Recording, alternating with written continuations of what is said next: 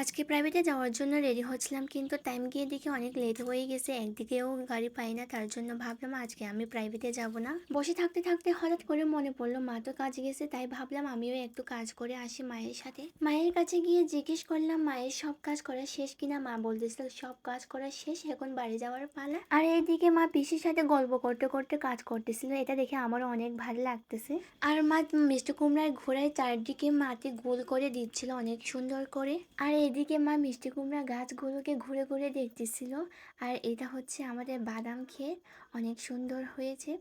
এগুলো বিক্রি করার জন্য না, শুধু আমি খাওয়ার জন্য। আর মা হচ্ছে এখন ক্ষেতের দরজাগুলো ভালো করে বন্ধ করে দিচ্ছে যাতে ছাগলগুলো না ঢুকে। এখন যে বেড়াগুলো দেখতেছে ওইটা হচ্ছে আমাদেরকে পার হতে হবে অনেক কষ্ট করে। দেখেন আমার মা কিভাবে পার হচ্ছে অনেক কষ্ট করে।